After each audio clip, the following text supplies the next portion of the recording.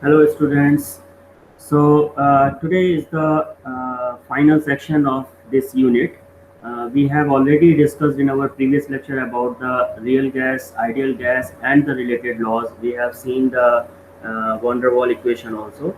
Now, today we will discuss about the transport phenomena in the gases. Actually, when we studied about the kinetic theory of gases, we have seen that all the gas molecules, they are always in random motion and they always collide with each other, right? But if we consider that the gas is not in equilibrium, in that condition this random motion causes the some phenomena like viscosity, conductivity, and diffusion. When this gas molecule tries to get equilibrium state by transporting momentum, heat, and mass respectively. So if it is transporting momentum, it will cause viscosity. When it transfer heat, then it will cause the conductivity phenomena. And when it transport mass, it will give rise to diffusion phenomena. Okay, so today we will see about all these phenomena one by one. The objective of today's lecture is to understand the transport phenomena in gases, and the outcomes of today's lecture. If you learn today's lecture, you will get knowledge about the mean free path and mean free time, the first outcome. Second is you will gain the knowledge of various transport phenomena that occurred in gases. Then you will get familiar with the laws that governs these transport phenomena in gases. And finally, you will get knowledge of deriving the interrelations between different coefficients related to the transport phenomena. Okay, so to achieve these objectives and to make you learn about all these things, the content of today's lecture is: first one is expression for mean free path. Although we have already defined this mean free path and mean free time, but today we will understand and we will derive the expression for this mean free path. Right now, the second thing we will cover today is transport phenomena. We will see all the transport phenomena. We will see viscosity, conductivity, and diffusion. These are the major phenomena which occur. Okay. Uh, then we will see different laws which actually govern these transport phenomena, and after that we will see how to derive the coefficient of each transport phenomena. Then finally we will see the interrelation between these transport coefficient. We will introduce the transport coefficients for each of the phenomena, and then we will derive the interrelationship between all these transport coefficients. So here at the bottom of the page you can see the list of reference books which can be used for further studies.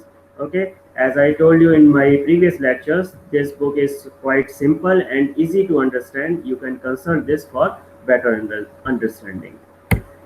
Okay, so let us start with the first topic of today's lecture, that is mean free path. As we have already defined it, at a given temperature, all the molecules of gas, they always continue to collide with each other, right? During the collision, these molecules travel a distance in a straight line if we consider only two collisions at a time. Between two collisions, they always travel in a straight line. And that straight line is known as free path. Okay, because after one collision the motion is random, it is not always in the straight line. So after one collision that direction will change, and this, because of that, the free path is not constant for each collision, right? So that means this free path is not remain same after each collision. So that's why we have seen in Brownian motion the path is like zigzag, right? If we consider several collisions, hundred or thousands of collisions, then to define this free path, we consider a term that is known as mean free path, and that is defined as the average distance traveled by a gas molecule between two successive collisions. If we consider the total distance by a molecule is s after total number of collisions as n, then mean free path is given by lambda equals to s upon n. Okay, s is total distance during these collisions and n is number of collisions during this distance. So the mean free path will be s upon n. Now the next parameter is mean free time.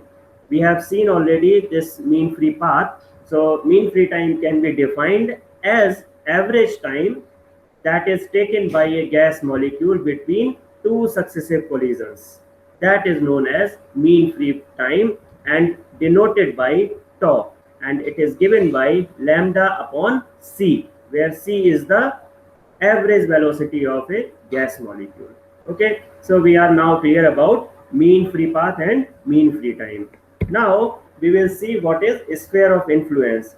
Although we have already defined this in our previous lecture when we were discussing about van der Waal equation, but now today we will see it in detail. As I already told you, the gas molecules are all identical and they are perfectly elastic spheres. They always move randomly in all possible directions. Now, for making it simple, if we assume that molecule A on this image, this molecule A which has diameter of sigma, okay, that is in motion and all the other molecules are at rest. Okay, we are just assuming for now for simplicity. Now if we consider the center of molecule A and then we draw a sphere of radius sigma like this dotted line. In this figure we have shown this sphere as a dotted line. Then the molecule A will collide with all those molecules whose center lies on this sphere.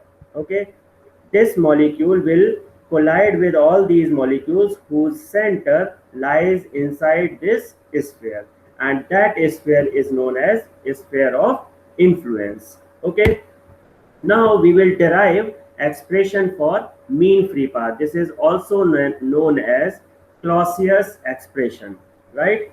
Now for deriving this, we will consider c as the average velocity of molecule A, and for example we are considering here that the number of molecules per unit volume is small n. Then in 1 second, if we are considering only for 1 second, then this molecule A will collide with all the molecules whose center lies within the cylinder of radius sigma. This is the sphere of influence, and because the velocity, because the we have already considered the average velocity of molecule A is c, so we can consider the distance c in 1 second. So we can draw, we can imagine a cylindrical things where all the molecules are inside. So this molecule will collide with all the molecules which are lying in this cylinder of radius sigma. Now we can calculate according to this cylinder, and we can see number of molecules in the cylinder will be pi into sigma square. Okay, that is the this part, that is pi r square. That means this is the area of this sphere, and if we consider, because it is traveling the distance c, so this is the c, pi sigma square into c, total number of molecules will be this.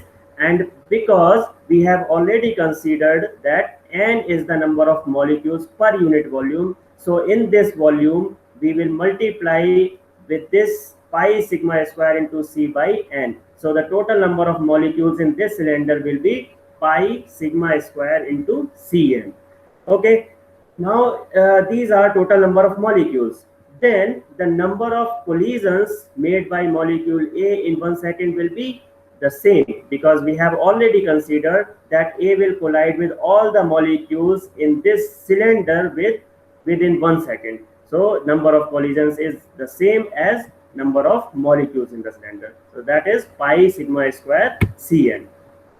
So this is the total number of molecules which that molecule A will strike in 1 second. So one collision time will be given by 1 upon pi sigma square Cn seconds. Okay, so this time actually is the time interval between two successive collisions. Now we can calculate the total distance traveled between two collisions, that is given by the speed into time. So the time we have already calculated and the speed we already have considered, that c. So c into 1 upon pi sigma square Cn. Okay, and finally if we rearrange this, we will get 1 upon pi sigma square n. And c, this distance traveled between two successive collisions is already defined as mean free path. So this expression will give you mean free path, and that is known as Clausius expression for the mean free path. Now, one thing here is important to consider, that we have actually considered in the beginning of this expression that this molecule is only in motion and the other molecules are at rest. But in actual, this is not the case. So according to the Maxwell distribution law of velocity, all molecules move with all possible velocities in all directions. So if we use this Maxwell distribution law, the above formula can be written as lambda equals to 1 upon under root 2 pi sigma square n. Okay, so this is the final expression for the gas molecules, for the mean free path of the gas molecules. Okay, let us go to the next topic, which is quite important, and this is the final topic of this unit, so please be careful and listen carefully. Now, why these transport phenomena occurs? So if we consider that gas is not uniform for factors,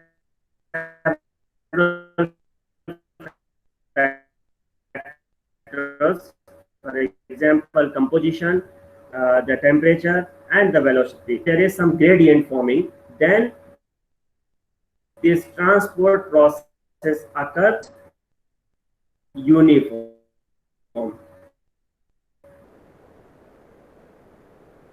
To make it uniform for the composition, to make it uniform for the temperature, to make it uniform for the velocity. Maybe the different layer of the gas or different of the gas, they may have different velocity molecule, they may have different temperature. If we start heating the gas from the bottom part of the vessel, then the temperature will be high from the bottom part, and then immediately the transport process starts to occur, and then the thermal consumption. So respective to each properties, for example, for the composition, there is transportation of particles take place, and that causes a diffusion phenomena, right? The second one is, if we transport temperature, means transport of thermal energy. So transport of thermal energy will cause thermal conduction phenomena.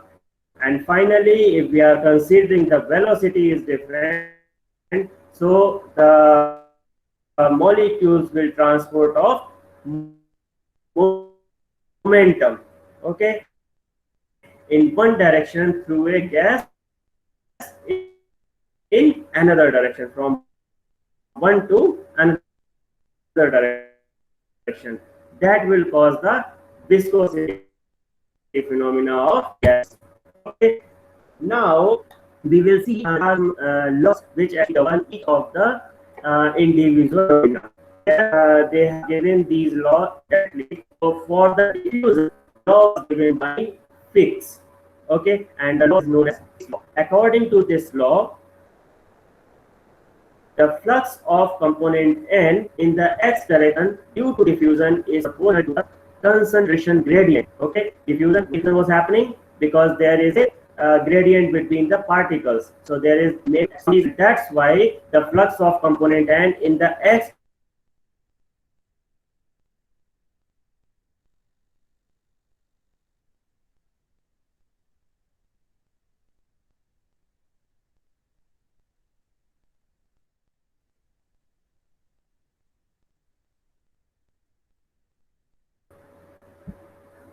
So then if we this J and X is flux and expressed in terms of quantity per unit area per unit time. Its unit can be represented in terms of mole per meter square per second. We can write the unit of dN upon dx, that is mole per meter to the power 4, and here d can be defined as d can be termed as diffusion coefficient, and that has unit of meter square per second. Okay, this is the Fick's law. Now we will go to the next phenomena, that is thermal conduction, and for that phenomena Fourier has given a law, and now this is known as Fourier's law for thermal conduction. So if there is a temperature gradient in that gas medium, that thermal energy from one part to other part will get transferred. Okay, and the direction of that will be normal to the isothermal surfaces. If we consider that isothermal surfaces like this, then thermal energy will get transferred normal to the surface. So normal to the surface will be Ju in the direction of x. So we are denoting it Ju x equals to minus k dt upon dx, or we can rearrange this and can write q equals to minus k into a dt upon dx, where q is the total amount of heat processing area per second. Okay, so we can define the coefficient of thermal conductivity as thermal energy crossing unit area of a, and normal temperature gradient is unity. If we are putting value upon t,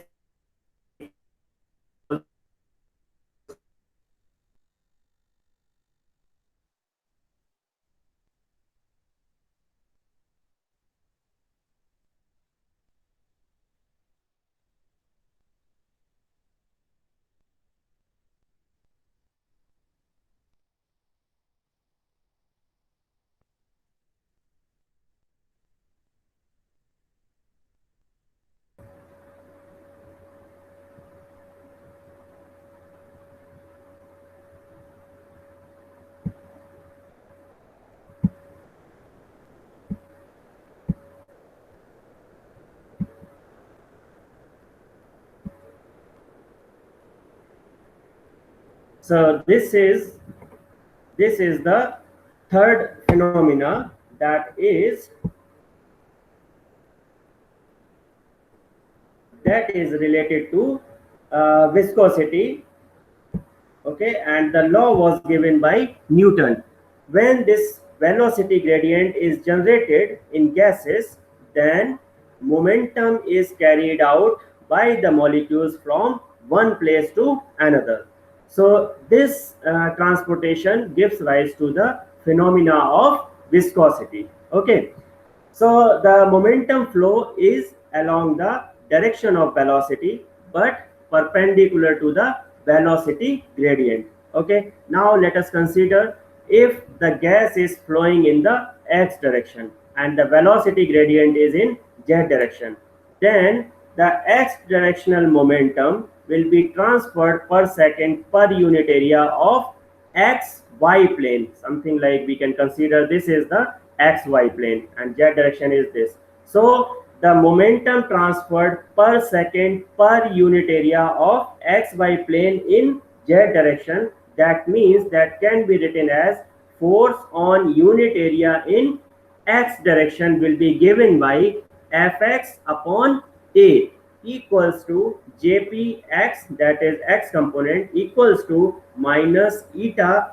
dvx upon dz, or we can rearrange it fx equals to minus eta a dvx. Okay, now we can do it the same way. If we put this dvx upon dz equals to 1, then we can write fx upon a equals to minus eta. So that eta is known as coefficient of viscosity. It is defined as the tangential dragging force per unit area of the plane where normal velocity gradient is unity. So we have already put this unity, and that's why eta is equals to fx upon a. So its unit in CGS system is given by dynes per centimeter square, or we can write it twice, or we can write Newton second per meter square in CGS system. Okay, so here is all the phenomena for different transport phenomena. Now we will derive the value of coefficient of different phenomena. So for that, let us start with the viscosity phenomena first. We will consider this as an example, and the similar way we can apply for the other two phenomena. For the calculation of coefficient of viscosity, we suppose that a gas is flowing in parallel layers, something like this, as you can see in the image. Okay, the velocity of layer, the layer which is in contact of stationary AB plane. So we are considering that AB plane is a stationary plane, and the layer which is directly in contact of this plane is 0. So we have written here Vx is 0, and we are considering that velocity is getting increased when we go from here to here in this z direction. Okay, the velocity gradient we are considering that dv upon dz, right? So we are considering that for each layer there will be a velocity gradient, and because this is x component, so we are considering this dvx upon dz, right? Due to this velocity gradient, each layer feels a backward dragging force by the adjacent lower layer, which tend to destroy the relative motion between two adjacent layers, and this force is known as viscous force. Okay, now let us suppose that the velocity of layer Q at z distance from this stationary plane is Vx, right?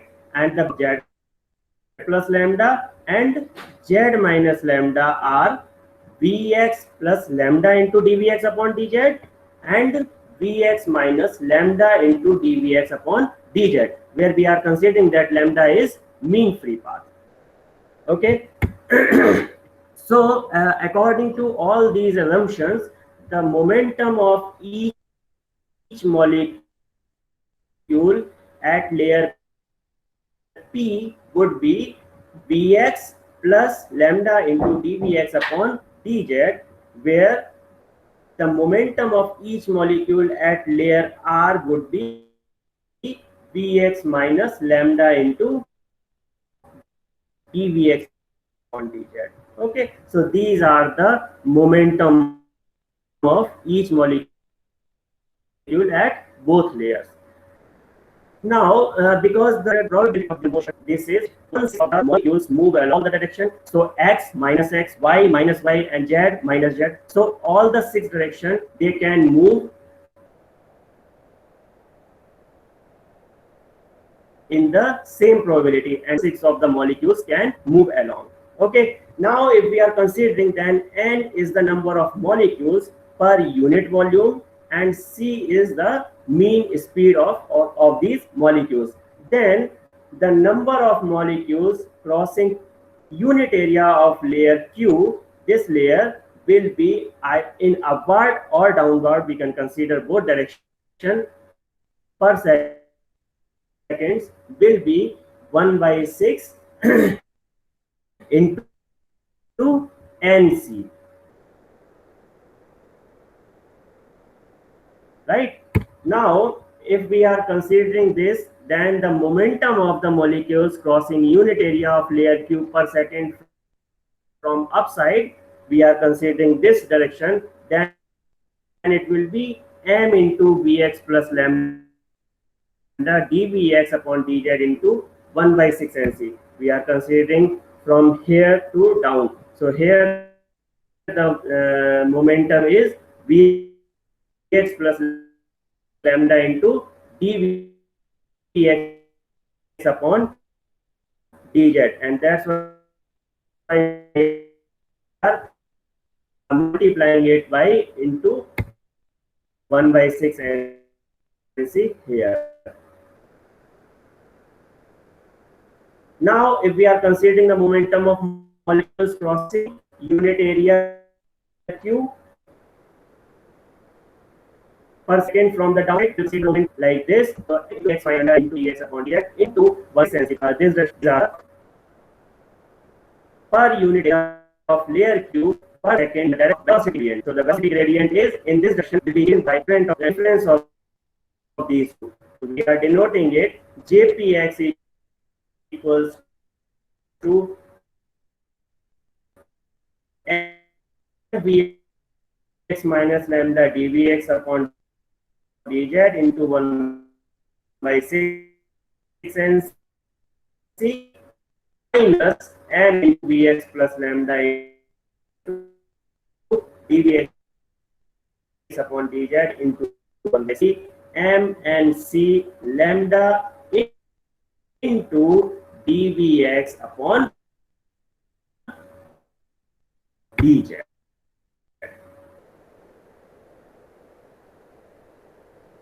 Okay, but we have recently said that Newton's law F here, and on the last slide we have calculated force according to this calculation. If we compare these two, we will get eta equals to 1 by 3 m and c into lambda, where we can replace this m into n by rho.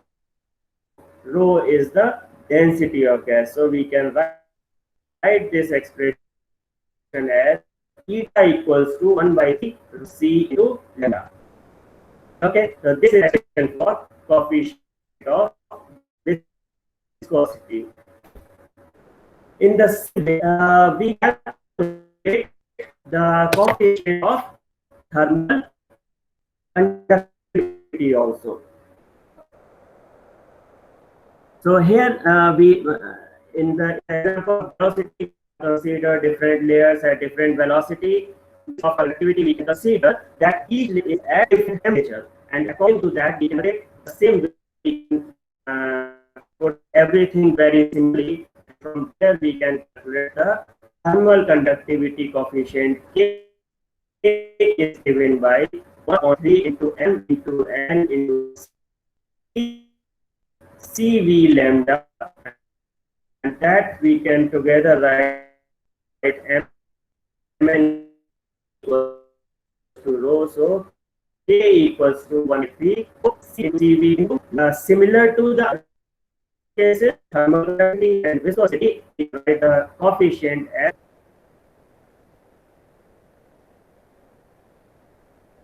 these are all are the three different transport phenomena, and according to that viscosity coefficient, and these all we have derived on the basis of viscosity only. We have just calculated the viscosity coefficient in detail by considering different layers at different velocity. There are velocity gradient at different layer, and we have considered that some molecules are transporting from the upside and some are transporting from the downside. So the total difference between these two momentum we have calculated, and that momentum change per unit area represent the force. Okay, that force is nothing but known as viscosity. So that force we have calculated according to this calculation, and finally we have compared this force by the Newton's law of viscosity, and finally we get the coefficient of viscosity.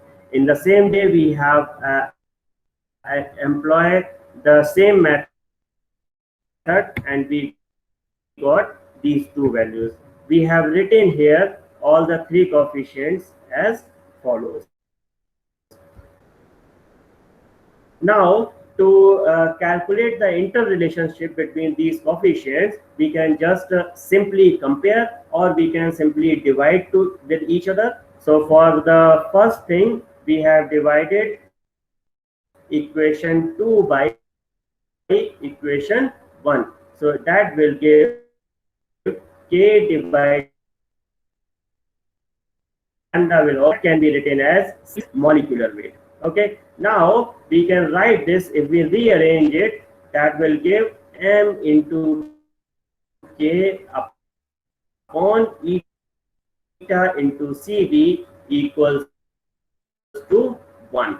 That is one relation between the coefficient of K and eta, right? Similarly, we can apply this the same method for equation 1 and equation 3, right?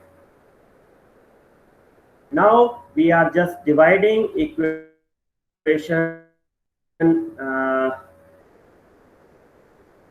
We can either compare or we can divide. So we can divide 1 by eta by d equals to 1 by 3. 1 by 3 will cancel the C lambda will also eta, and rho will remain eta for d, or rearrange rho d upon eta will equals to 1. So this is all about today's lecture. We have seen first the derivation of all molecules are in motion.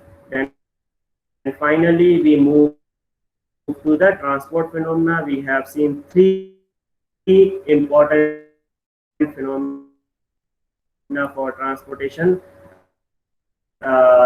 in the gas, that is related to the momentum, temperature, and velocity.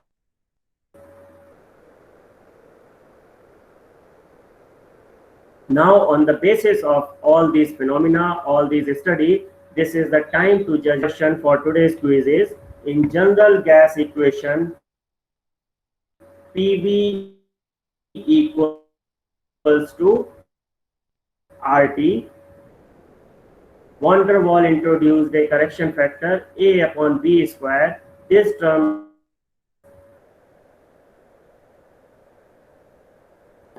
all these questions are related to all the studies we have done until now, because this is the final lecture of today of this unit. So we have considered all the lectures until now.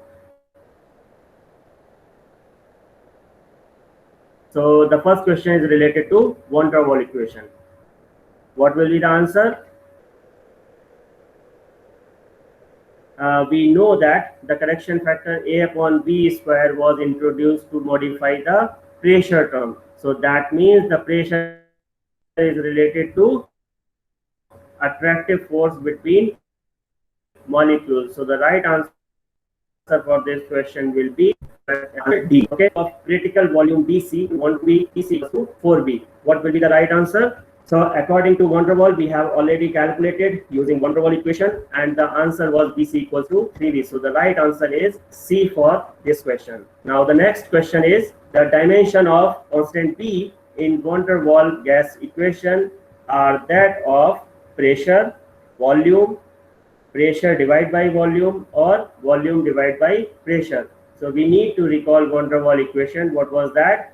P plus A upon B square into V minus B equals to RT. So the constant V was introduced to modify volume expression, right? The deviation in the volume term. So the B constant should also have the same dimension as that of volume. So the right answer for this question will be option B.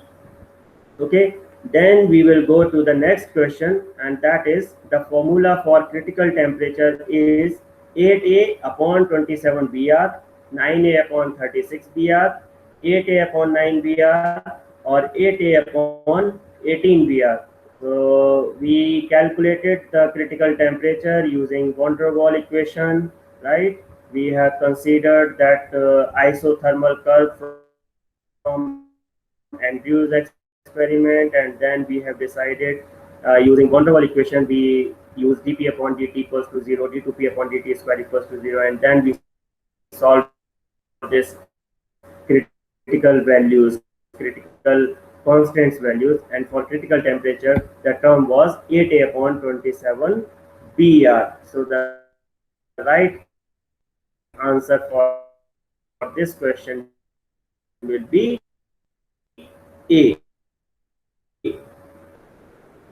Okay, you should remember all these critical constants.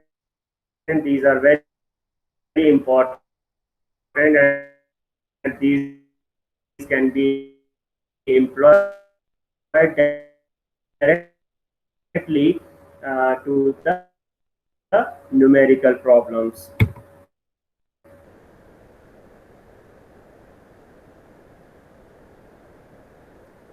So the next question is, according to van der Waals gas equation, the critical coefficient is equal to 8 by 3,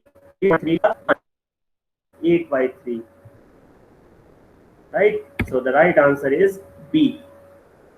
The next question is related to number of molecules striking per unit time per area is proportional to density, volume, temperature, or pressure. So what is the right answer? The number of molecules striking per unit area per unit time is proportional to the density of molecules. That will depend on the T. We have considered this while we were deriving the van der Waals equation, right? Or we were deriving the total pressure from the walls of some vessel. Then we have already considered this. Then the next is if small 4 pi r cube.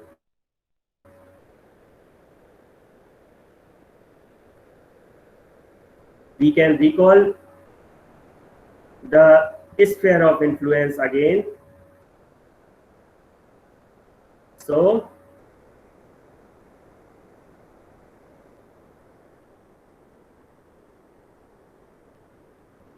we can consider this sphere of that the radius of this in the shape 4 by 3 r, then it will become 4 by 3 pi into 2r to the power 3. That will become 8r cube, and 8 into 4 will be 32 by 3 pi r cube. So the right answer of this question will be 32 by 3 pi r cube. That means B is the right answer for this question. Now the next question is, at critical point the value of dp upon dv is given by option 1 is 0, second is 1, then infinite, or none of the above. Okay, so I just have told you in the question when we were solving this question, I told you that dp upon dv was at critical point. We have considered the isothermal curve, and isothermal curve at critical point the horizontal part is vanished. That means that there is no change in the pressure with respect to volume. That means dp upon dv will be 0. So the right answer of this question will be A, that is given as 0. Then the next question is, the volume correction in van der Waals equation is due to intermolecular force, finite size of molecule, exerted pressure by molecules, and none of the above. So what is the answer?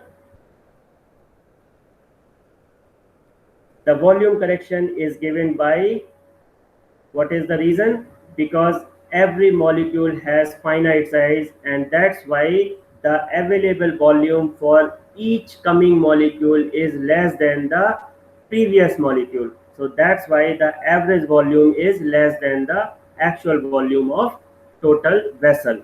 So that's why we have corrected this value, and that is due to finite size of molecules. So the right answer is B for this question. The next question is, the van der Waals equation of state for a real gas is given by P minus A upon V square into V plus B equals to RT, P minus A upon V square into V minus B equals to RT. Third option is P plus A upon V square into V plus B equals to RT, and fourth option is P plus A upon V square into V minus B equals to RT. So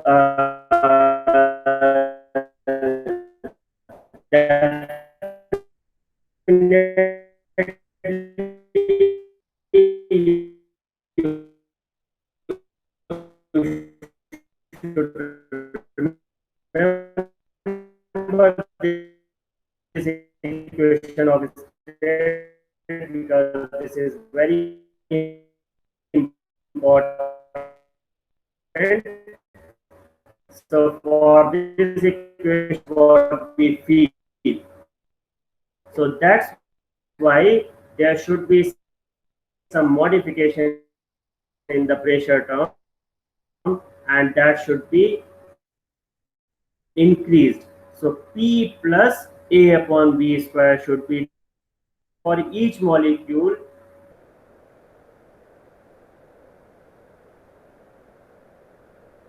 The next coming molecule, the total volume is less than the actual volume. So that's why we need to modify the volume by term of B. So that's why we are decreasing the volume V minus B equals to RT. Okay.